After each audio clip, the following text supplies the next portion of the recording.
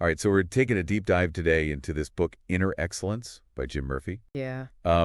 It's been making the rounds lately. A.J. Brown was spotted with it Right. before that big Eagles playoff game, and it seems like everyone's talking about it now. Mm-hmm. So we're going to see if it lives up to the hype, and more importantly, if it's actually worth your time, For sure. especially if you're not, a pro athlete or anything. Right off the bat, I'd say, yeah, it's worth recommending. Okay. But with a few caveats. Wow. I like it. I like it. Lay it on me. It's not some like magic secret Yeah. to instant success or anything, but it is a good, solid guide if you're looking to improve your mental game. Okay. Like whether you're, hanging for a promotion at work Mm-hmm. or tackling a personal project or just feeling stuck in a rut. Yeah, I feel that. It's all about practical tools and a mindset shift. So like a toolbox for the mind, kind of. Exactly. Think of it as a toolbox for building resilience and a stronger sense of purpose. I like that analogy. I got to say, I've seen a ton of mixed reviews online, though. Oh, yeah. Some people are like, this is life-changing. Others are saying it's just the same old self-help stuff repackaged. Yeah, you'll always get that. So what's your take on the actual writing, the content itself? Okay, so the writing style is very straightforward.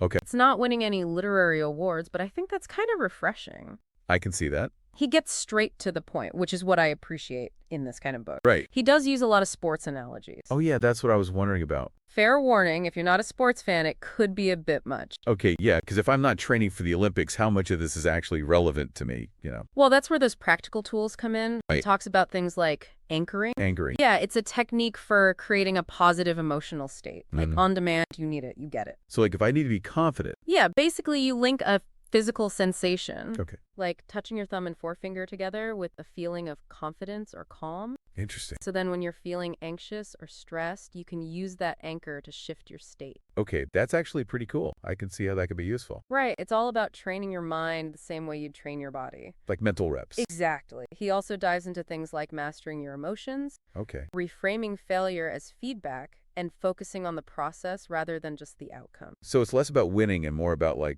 the journey. You got it. These are all valuable skills no matter what you do in life. Okay, so it's not so much about winning championships as it is developing that winning mindset. Precisely. He uses lots of examples from sports, but the message is about cultivating mental toughness, resilience, Yeah, and a sense of purpose to perform at your best in any area of life. that makes sense. But is there anything truly new here? Right. Or is it just like repackaging familiar self-help concepts?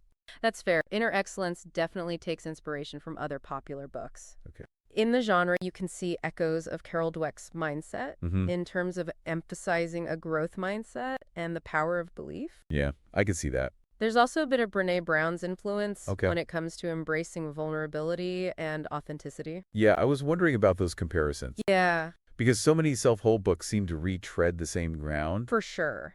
So what make an Inner Excellence stand out? hmm Or does it? It's not like revolutionary, but I think what sets it apart is the focus on aligning your inner world with your outer actions. So it's not just about thinking positive thoughts. Exactly. It's about developing a strong sense of purpose and using that as fuel to overcome obstacles and achieve your goals. Okay, so like a driving force. Yeah, he uses the example of Nelson Mandela. Powerful example. Imagine being imprisoned for 27 years and emerging not with bitterness, but with a spirit of forgiveness and a commitment to unity. Wow. Yeah, that's incredible. It's about more than just what you accomplish for yourself, but the positive impact you have on the world. Okay, I'm starting to see how this book could be relevant to anyone, really. Right. Not just athletes or world leaders. But I'm still curious about how he connects those big ideas to everyday life. Mhm. Does he give any like concrete examples that someone like me can relate to? Absolutely. One story that struck with me was about this elite golfer who was struggling with performance anxiety.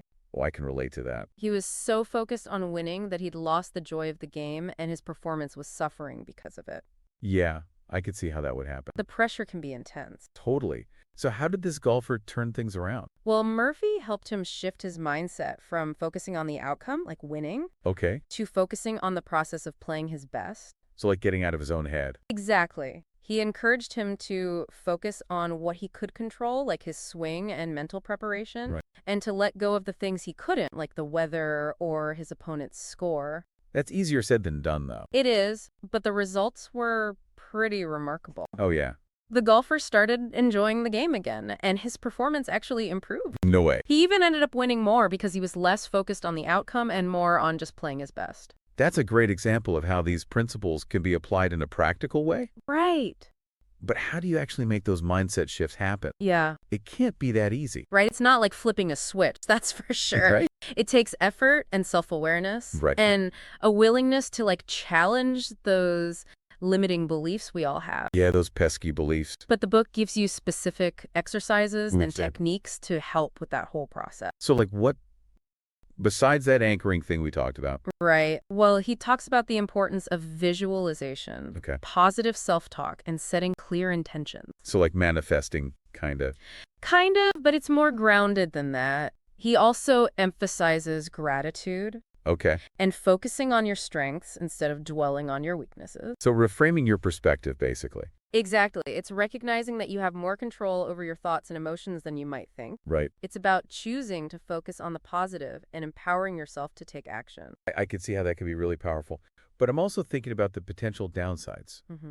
Is there a risk of becoming too focused on yourself and your own goals? Yeah, that's a good point. Could it lead to a lack of empathy for others? It's something to be mindful of, for sure. While the book emphasizes personal responsibility Right. and striving for excellence, it also talks about the importance of service Okay. and connecting with something bigger than yourself. So it's not just about self-improvement for self-improvement's sake. Right. He argues that true inner excellence involves using your strengths and talents to make a positive contribution to the world. I like that. It feels more grounded and less self-obsessed, which can be a turnoff with some of these books. I agree. And he backs up these ideas with stories and examples like the Nelson Mandela story we talked about.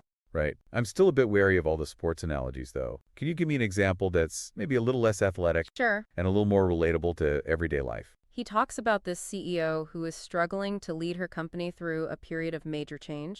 Ooh, that sounds tough. She was feeling super overwhelmed and unsure of herself, and it was starting to affect her team's morale. I can definitely relate to that feeling of being overwhelmed. So how did she apply the principles of the book to this situation? Well, Murphy helped her to clarify her vision for the company Okay. and to break down her goals into smaller, more manageable steps. So chunking it up. Exactly. He also encouraged her to delegate tasks and to trust her team more. Delegation is key. Absolutely. And most importantly, he helped her to focus on her own well-being, Okay. recognizing that she couldn't lead effectively if she was burned out and stressed. Yeah, you can't pour from an empty cup. Right. And by applying those principles, the CEO was able to regain her confidence and lead her company through a successful transition. That's a great example. I'm starting to get a clearer picture of how these concepts can be applied in different situations.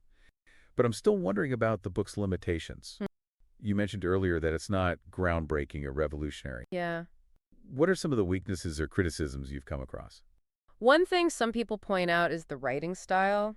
It's not exactly high literature. Right. It can be a bit repetitive and even cliche at times. Yeah, I could see that. And the sports analogies, while they work for some, Yeah, they might not land for everyone. definitely. And some critics say that the book oversimplifies complex issues Okay. and puts too much emphasis on personal responsibility Mm-hmm. while kind of ignoring the systemic factors that can contribute to success or failure. Yeah, that's a valid point. Not everyone has the same opportunities or resources. Absolutely. And while the book does touch on social responsibility Right. and making a positive impact, it could definitely do more to address issues of equity and systemic barriers.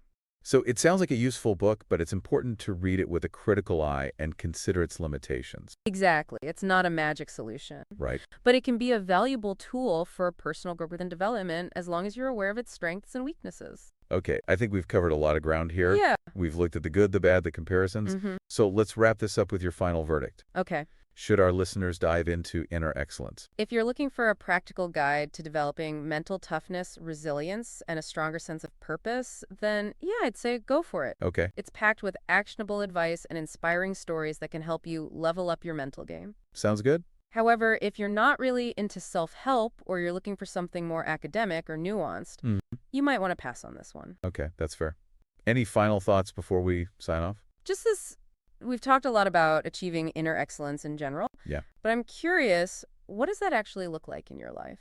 How can you take these principles and turn them into actions that help you reach your goals and live a more fulfilling life?